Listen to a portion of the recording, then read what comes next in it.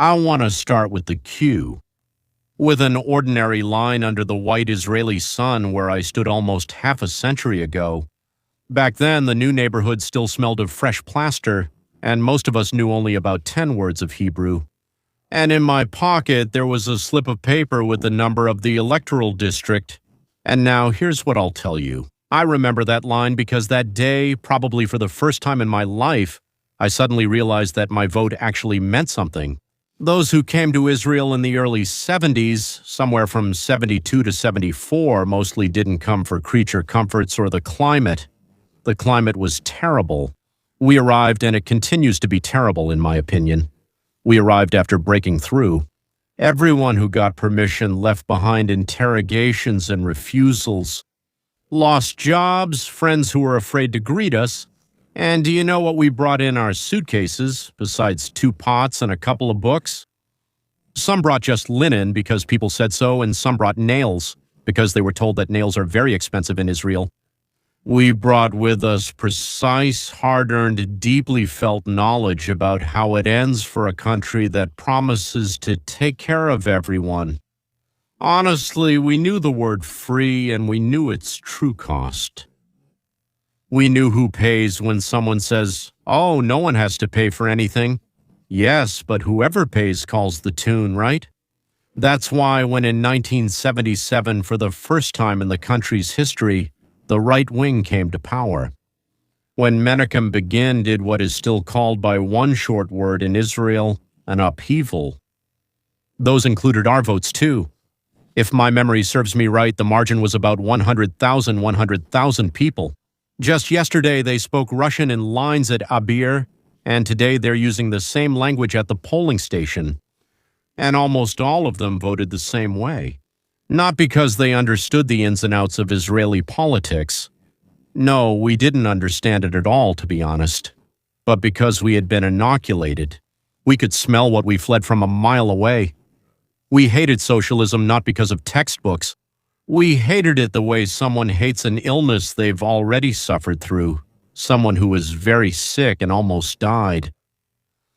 I was part of that wave, not just an outside observer, ladies and gentlemen. I was on the list of those who wanted to move to Ariel. This is the first settlement beyond the Green Line, on land that both the League of Nations and, forgive my bluntness, an order from above, gave to the Jewish people. This is your land. This is your land. No one has ever revoked that order.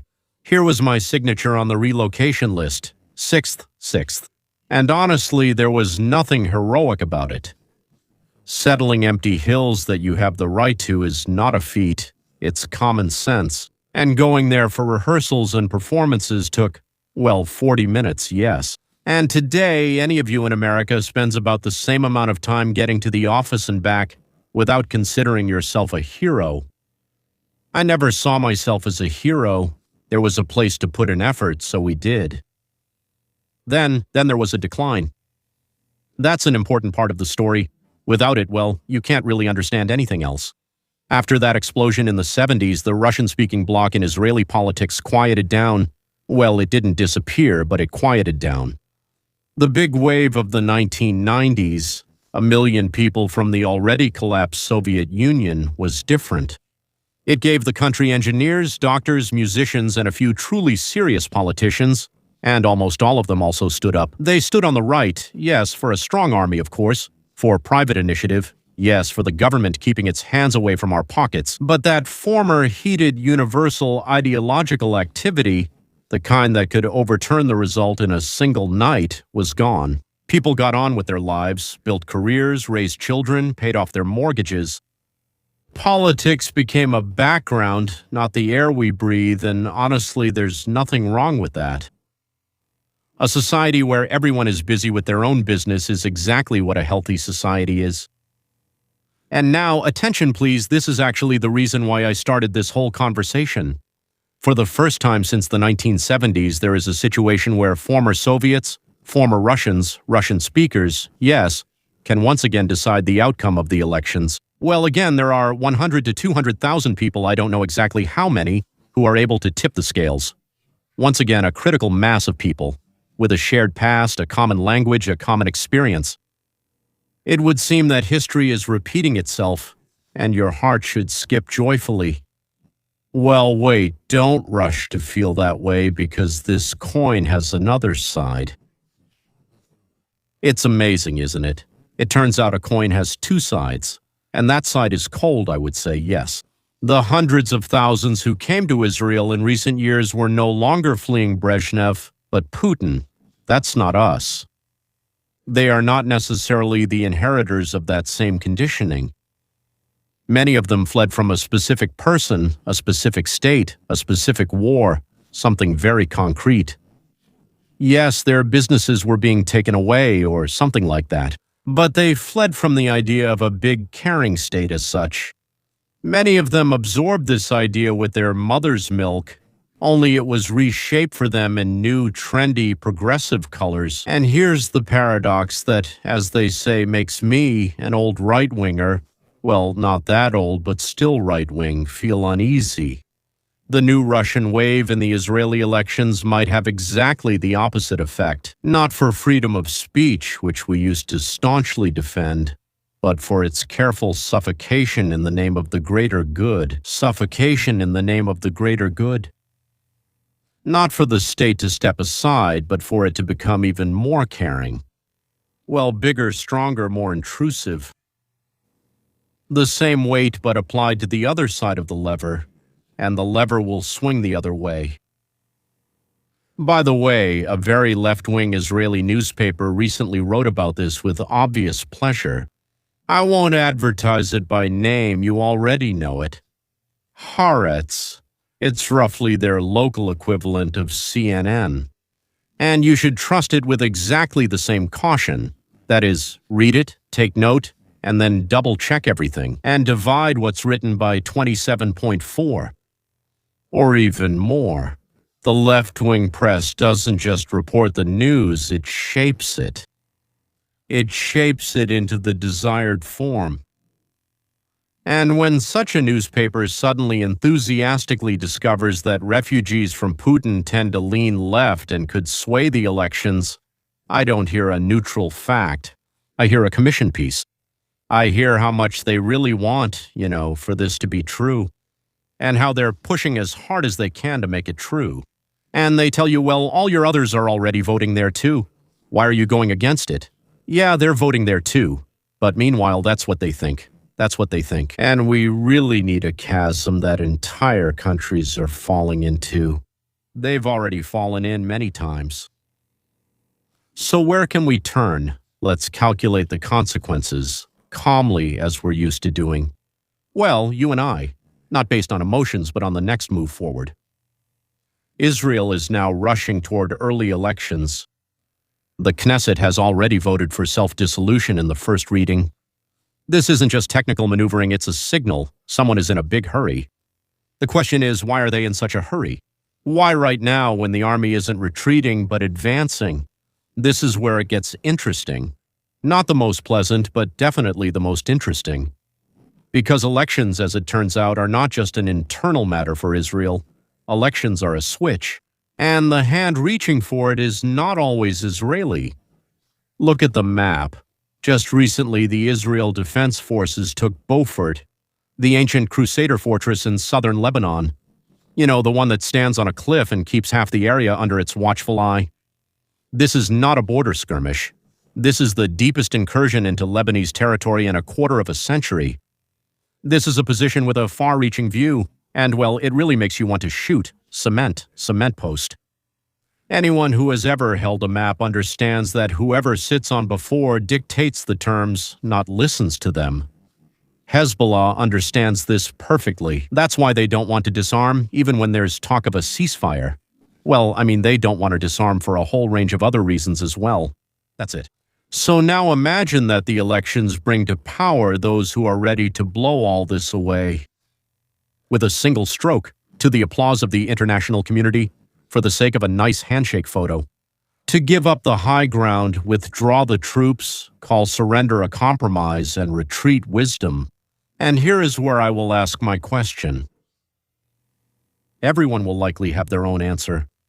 Why would a country whose army has, for the first time in 25 years, taken a strategic advantage, suddenly need to urgently change its leadership, Who benefits from changing horses? Not even midstream, but right in the middle of the offensive. So we're moving forward full speed ahead, right? And suddenly we have to change the division commander, or whatever he's called, right? And here the thread stretches further across the ocean. Because Israeli leftists are historically connected with the American Democratic Party. This isn't a conspiracy theory, it's an open, long-standing, not at all hidden friendship between the two houses. Money, advisors, manuals, joint headquarters on both sides of the Atlantic. If Trump is in Washington today, and the Israeli right is in the same boat with him, then for those who want to bring the Democrats back to the White House, it would be very convenient to remove Israel's support from under Trump, to deprive him of a strong, advancing, victorious opponent, to turn a confident position into a shaky one. Do you understand the logic? Yes, sometimes elections in one country are scheduled not to decide the fate of that country. They are scheduled as a move, like in someone else's game. A small country is traded like a pawn for the sake of the king on another board. Not on this one, but for the sake of the king on another board. I really want you to understand that a game is being played right now. Supposedly on your board, so that something happens on another board. I'm not saying that's exactly how it is. I'm not sitting in their headquarters. But I ask you one thing. Next time you see a touching report about refugees fleeing dictatorship, choosing freedom and peace, ask yourself 3 simple questions, the very same ones that we always ask. Whose interests does this serve? Who pays for this? And what will have to be taken from someone, land, defense, or the right to speak, just to create a pretty picture? Because there is a rule that I never break. If carrying out an idea requires taking away a person's property, freedom, or life without their consent, then the idea is a bad one. Even if you take it from one person to make 1 million people happy, it's still a bad idea. Half a century ago, as we stood in that line under the white sun, we were voting for them to finally stop taking things away from us. For the right to speak, for the right to build, for the right to own, for the right to live. Today, there are once again just enough of us Russian speakers abroad to tip the scales in Israel. And the whole question is, which way will our hand fall? The same hand, the same weight. Only now it might let the scale drop somewhere different than where we used to lower it. Oh, by the way, do you want to know how they mold you into the kind of voter they need? It's very interesting. There's a technique. Take that very note you laughed at last time.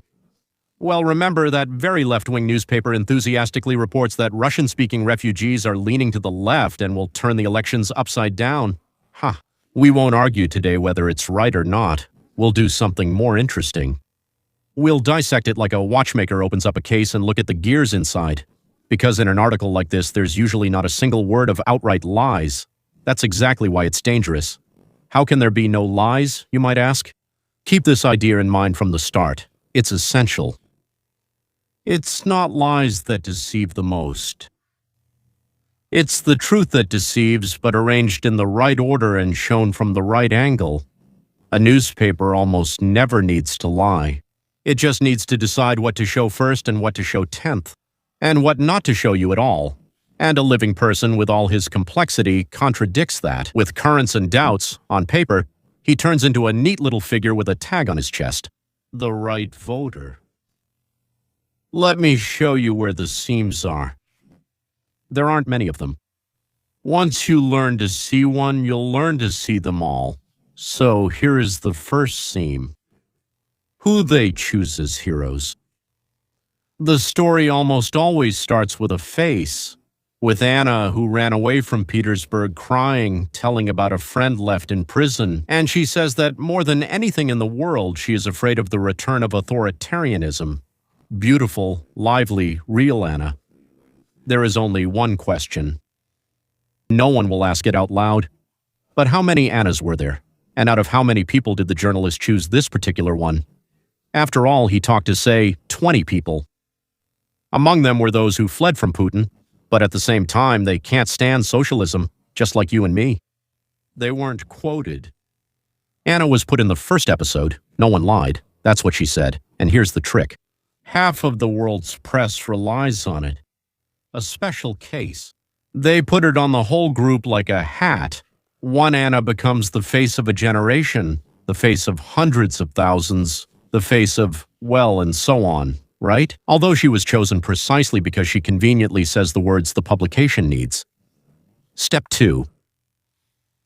Label substitution. Watch closely. The person said, "I'm afraid of Putin," but in the headline it turned into, "leans toward the liberal camp." Do you see what happened? There's a huge gap between these two phrases. They jumped over it, and they forgot to tell you that there was any jumping at all. Running away from a dictator and wanting more government, more taxes, less freedom of speech in the name of good, those are two very different things. I would even say 4. I'm living proof myself. I ran away from totalitarianism precisely because I wanted less government, not more. But the newspaper needs these two feelings to merge into one. And it glues them together. Yes, it spits on them a bit, presses them together, and sticks them. Quietly, in a subordinate clause, where the eye slides by without lingering. One word was replaced with another, and a person, without even realizing it, ended up voting in the article for something they might not have even considered. The third seam was underway. The missing denominator. Numerator, denominator. Yes. Hundreds of thousands are bowing down. Great, how much is hundreds of thousands? And bowing down for what question? Who was asked? What was the question? Here comes an amazing silence, because if the question was, "Are you against Putin?" Yes, both you and I would sign under it, and we would end up in the same category. They lean to the left. Although to the left of center, we've never really had anything leftist there. Big. So, a number without a denominator is not a fact. It's hypnosis, it's voodoo. They show you the numerator, the top part, hundreds of thousands, and they hide the denominator. Out of 130, 137 billion or what? Out of how many? According to what measurement? With what margin of error? But the whole truth actually lies in the denominator. Always ask, out of how many? That's the one question that blows apart 9 out of 10 articles. Seam number 4. Adjective. Instead of facts, this is my favorite. Personally, my favorite. Count the evaluative words in any such article. Progressive, moderate, marginal. Oh, this is my favorite. Far right. On the other hand, respected expert. On the third, controversial politician. Wow. Just like that, and your attitude towards his words is immediately formed, right? Each of these adjectives draws a conclusion for you, one that you didn't make or give. Note how the newspaper labels its heroes as moderate and progressive, but calls others extreme and controversial. These are the same people, just on opposite sides. This adjective, it's a kind of smuggling. There, it brings an opinion disguised as a description. Remove all evaluative words from the note and reread what's left. Very often it turns out that there are only 2 lines of facts and the rest is just spread out. Shiov was walking, the 5th one. The absent interlocutor. Who is missing in the note? Who is missing? Where is the Russian-speaking right-winger who fled from the same Putin but votes for a strong army and low taxes? And he's not mentioned in the note. Not because he doesn't exist. Oh, he definitely exists. You and I know that very well. We look at him in the mirror, but he's not there because he gets in the way. He ruins the picture. The loudest thing in the text is the voice that isn't there. The one that was banned there, censored, silenced, as we would say, right? Learn to hear the silence in the place of the cutout interlocutor. The interlocutor is actually an opponent. Ask yourself who here should have objected, and why were they forgotten to be invited? Seam 6, probably the most important one. And why right now? That's our favorite question, the one we ask about everything in the world. A note about Russian voters swinging the elections to the left could have come out at any time in the last 3 years. Easy, right? So why did it come out this week? What's happening right now? And right now, Israel is heading toward early elections. The army is holding a recently captured position. And someone really wants the future voter to believe in advance that all of us think the same way and think exactly like that. That news story almost never answers the question of what happened. It answers a much more important question. But what will be enough from us, from you and me? A coincidence in timing is not a coincidence. That's actually the signature of the person behind it. It's just written in ink that's not very visible to us. So basically, sorry, we turned out to be the tool. Instrumento. 6 stitches. And now the promised 15 minutes. I'll boil it all down to 3 questions that you can ask about any news in the world. About elections, about war, about a new law, about anything. Write them down somewhere where you'll see them. Question number 1. What here is a fact, and what is an assumption disguised as a fact? Take a pencil, a physical one, take a pencil. And underline in the note only what can be verified, that is the date, a number with a source. It would also be good to check that source. Direct quotes in quotation marks. I do everything else after that, actually. I also check if it's true. Well, never mind. At least do this. Everything else is just adjectives. Well, I do. Well, as experts believe, in the opinion of analysts, increasingly tend to cross that out. Look at what's left. Usually the skeleton is 3 times shorter, and you should judge by that skeleton. What am I doing? I take this skeleton, feed it into AI, and ask, is this true? And you know what? I'd like to say in 50 out of 50 cases, I'll say no. In about 80 out of 100 cases, they tell me,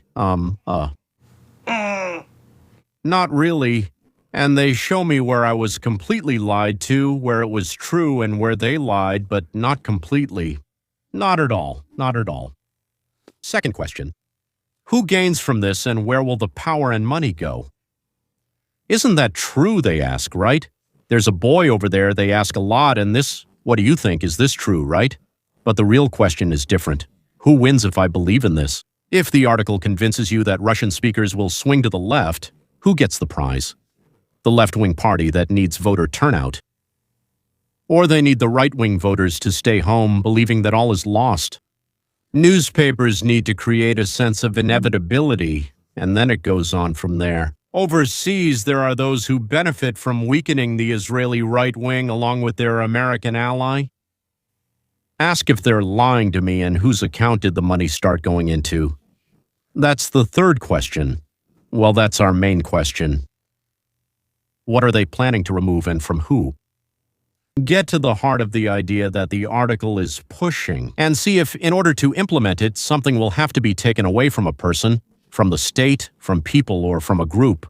Without their consent, their property, their freedom, their voice, their rights. If so, then the idea is bad.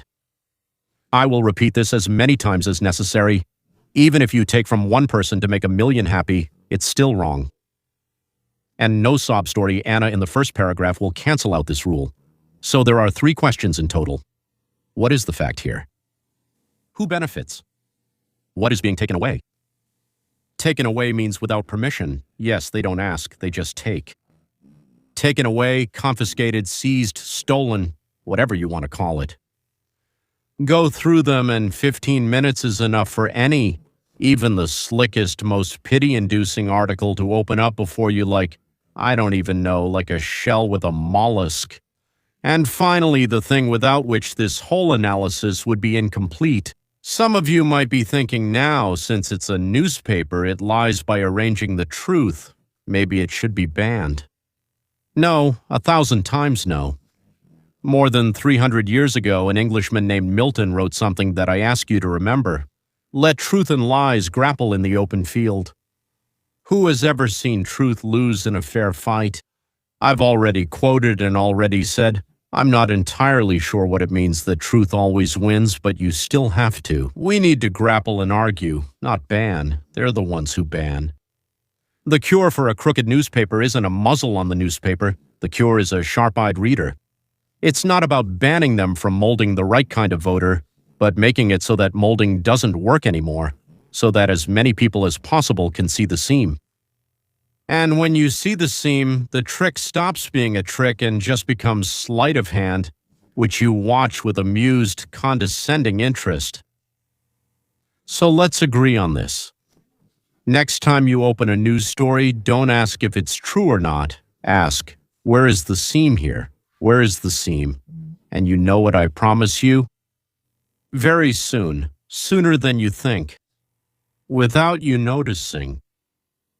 You won't have to look for it on purpose. Your eyes will start to notice it on their own. Even now, I don't understand. I have this feeling. I read them, and I realize something is off here. I reread. It seems fine, but something's wrong. I dig deeper, and yes, something is definitely not right. And believe me, for the average middle-aged person, this is one of the most liberating feelings in the world, when you can no longer be controlled. Well, through your own emotions and feelings. Now, as we move toward the end, I said I'd do it, and I did. I promised, so we're not doing some abstract newspaper, but a specific fresh one that you can open right now. Haaretz, yes, that very one. June 3rd, the headline. I'm translating literally. Bennett vows to repeal the laws of chaos and plunder of the Netanyahu government in the next Knesset. So, wait a second. The laws of chaos under Netanyahu. The government led to chaos and plunder. The Netanyahu government led to chaos and plunder. And under the subheading, Israel is on the path to suicide, said Bennett, sharply criticizing the state's relationship with the ultra-Orthodox. An ultra-Orthodox person believes in God? Well, they believe in God. What's written is what's written, right? Not someone who says, I believe in this, but I don't believe in that. I'll do this. It's just people who say, well, since I believe in God, right? Meanwhile, Lapid said that in just a few weeks, Eisenkot will announce that he is joining their party. Excellent material for our lesson on detecting seams. Bibi, elections, war on the front, all in one package. Let's take a scalpel. And let's agree right away. I won't tell you whether Bennett is right or wrong, whether Netanyahu is good or bad. Today, I'm not interested in which of them is more likable. I mean, I am interested, but that's not what we're talking about. Today, I'm interested in only one thing, how the article is made, how professionally it's done. Well, let's go through our 6 stitches. The first stitch is the one chosen by the protagonist. Who's in the first line? Bennett. Alive, speaking with a striking quote ready. He's the face. He's the main person in this text. Where's the face on the other side? Where is the real person from the government for Tanyagu who looks into the camera and answers, none, this is not a robbery, and here's why, and he's not there. The side the newspaper doesn't like is deprived of a face. It is present only as the government, as a faceless target that's very easy to attack. Remember, whoever has a name, eyes, and a quote in the article is the hero. Whoever has only a position and an accusation is cast as the guilty one. And this distribution of roles is assigned not by reality. This is done by the editor. Not by reality, but by the editor. He is also the censor. By the way, that's his side job. The second seam, switching the label. And here he's brilliant. Look at the headline again. The laws of chaos and robbery. Whose words are these? These are Bennett's words. That's his campaign slogan, his assessment, his war paint, and the newspaper. It takes that partisan cudgel and puts it right in the headline, without quotation marks. That is, not chaos and looting in quotation marks, as if it's just one politician's opinion, but as an established fact, a diagnosis, a stamp in the passport. These are the journalists who interview me. Like today, there was a wonderful guy. He interviewed me. I really liked him. From a Ukrainian politician, that is, and Vasily, who told me, well, there. And how do you feel? How would you react to the fact that Rubio made a pompous statement?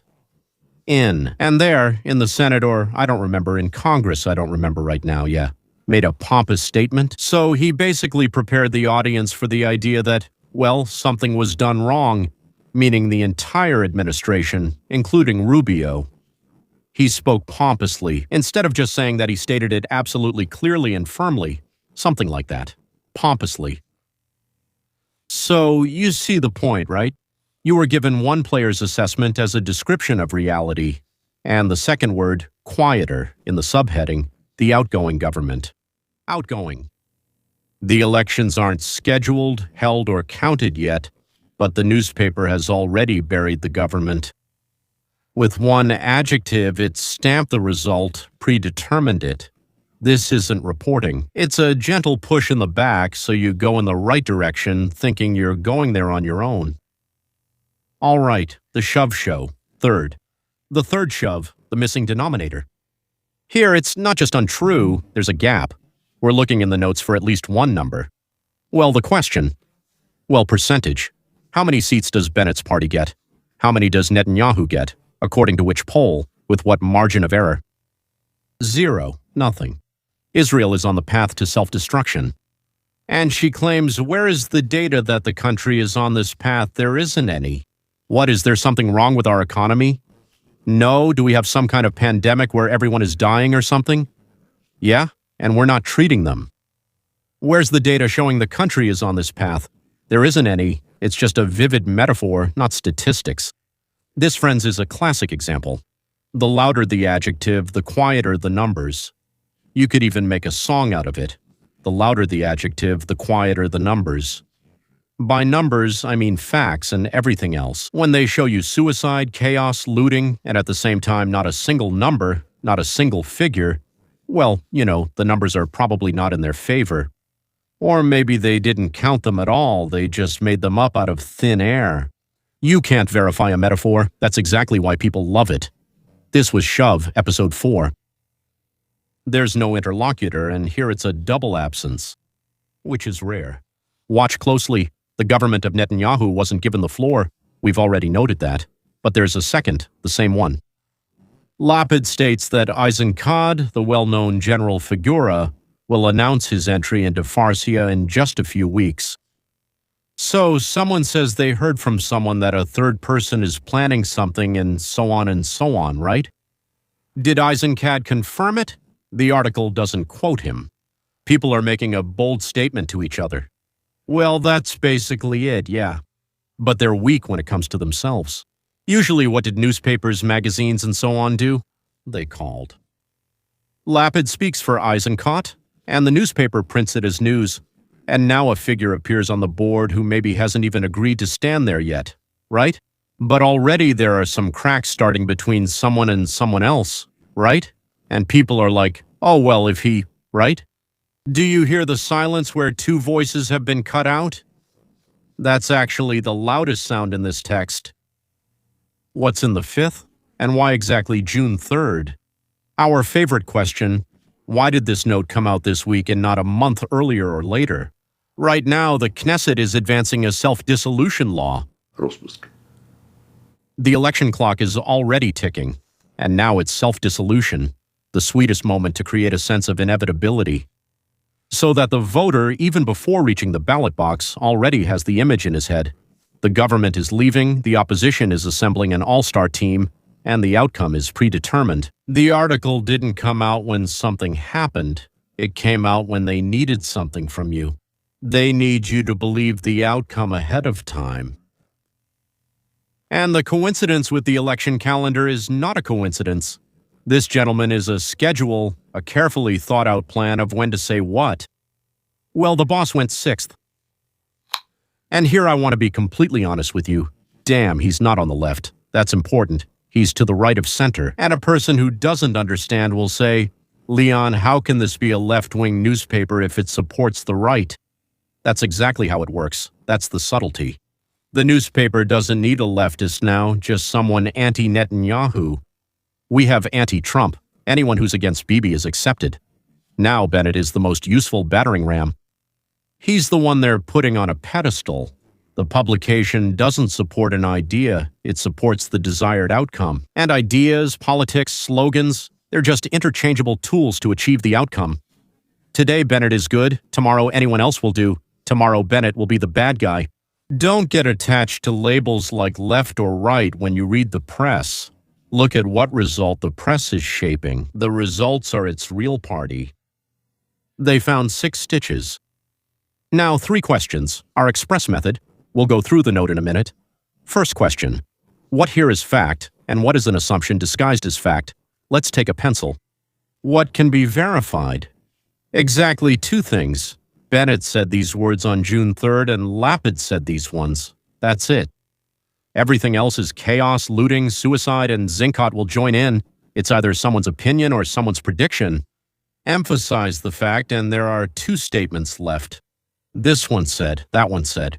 It's not completely certain he said that, but it doesn't matter. One said this, another said that. The rest was just brushstrokes on the canvas. The piece is long, but the core is just 4 words. Second question. Who benefits from you believing this? Let's count. The beneficiaries. First group, Band, Bennett and Lapid. They got a free campaign poster, half a page in a publication that's respected in some circles over there. And they didn't pay from their own budget. Second, the newspaper itself. It creates an atmosphere of discomfort, of Netanyahu's inevitable departure, and atmosphere influences elections just as much as programs do. And third, along a distant thread, over there across the ocean, there are those for whom a weakened Israeli right-wing camp is very convenient right now. Last time we already pulled on that thread together. Ask them, are they lying to me, huh? Whose account is it going into? Yeah. Are they deceiving me, and whose account is it going into? It's coming in. Well, the third question, the most important one. Let's get to the point and ask what is being proposed to take away from someone. And here, pay attention, there's a trap for the inattentive. The very word robbery in the title sounds as if it's not Tanyak who is taking something away from someone. Or maybe it is. I'm not defending his laws. Honestly, I haven't even seen them. But an honest person asks the question symmetrically.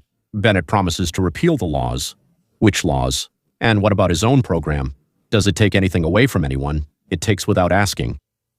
More taxes, more coercion in the name of the common good. Not a word about this in the note. She gave you a pass. She didn't let you check the robbery on one side. She didn't let you check the other. And our rule doesn't play favorites. Even though we do have favorites. From afar, though. But we do like Netanyahu. Maybe up close he's less so, but I think he's more so. So, in order to carry out any plan, whatever it is, whether it's Ben, Bennett, or Tanyak, you have to take something away from a person. Without their consent, their property, freedom, or word, the plan is a bad one. And a good politician who steals beautifully is no better than a bad one by this rule. Would you prefer to be robbed by a good thief or a bad thief? Do you want him to be a good family man or a bad family man? I don't care at all. Honestly, I just want him not to rob me. That's all there is to it. One note, 6 stitches, 3 questions. About 15 minutes, no rush, reading with a scalpel. And notice what we did and didn't do. We didn't say, Eretz is lying. Don't read Eretz. On the contrary, read. Over 300 years ago, Milton already explained the truth. There's no need to protect by hiding the lie from her. Let it play out in the open. We're not gagging the newspaper. We're just no longer being the soft material it uses to mold the right kind of voter. The newspaper has every right to try. And now you have something better than that right. You can see for yourself. And when the reader can see, even the most skillful editor in the world works in vain.